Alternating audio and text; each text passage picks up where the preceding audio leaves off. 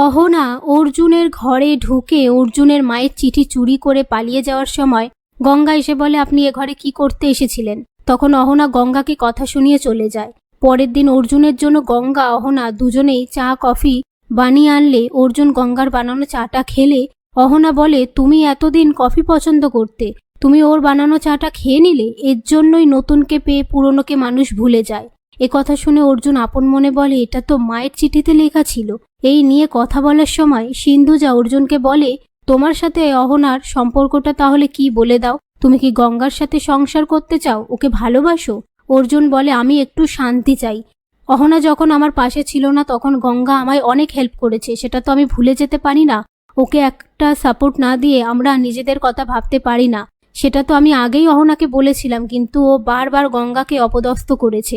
পাশ থেকে অহনা বলে, আমি তোমাকে নিয়ে খুব ইনসিকিউর ফিল করতাম, এর জন্যই আমি এগুলো করেছি। এই নিয়ে তারা কথা বলতে থাকে। তখন সিন্ধুজা অহনাকে বলে, এটা থেকে বোঝা গেল যে অর্জুন গঙ্গাকে ভালোবাসে না, এ বাড়ি থেকে তুমি কোথাও যাবে না।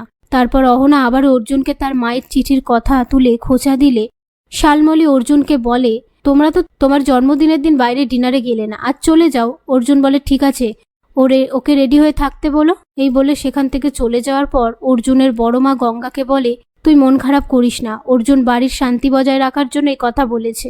এই বলে সেখান থেকে চলে যাওয়ার পর অর্জুনের বড়দা গঙ্গাকে বলে, অর্জুন কোনোদিনও অহনাকে ছাড়তে পারবে না, কারণ ওর মা চিঠিতে লিখে গিয়েছিল নতুনকে পেয়ে পুরনোকে ভুলে যেতে নেই।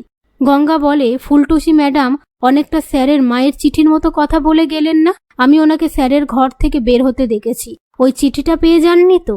স্যারের সাথে ওনাকে বের হতে দেয়া যাবে না, এর জন্য একটা প্ল্যান করতে হবে। কথা শুনে অর্জুনের বড়দা রাজি হয়ে যায়। তারপর অহনা গঙ্গাকে দেখে বলে, তুমি এত কিছু করেও আমাকে আটকাতে পারলে না, তুমি আমার সাথে কম্পিট করতে চাইছো, তাও আবার অর্জুনকে নিয়ে। তুমি হলে বস্তির মেয়ে,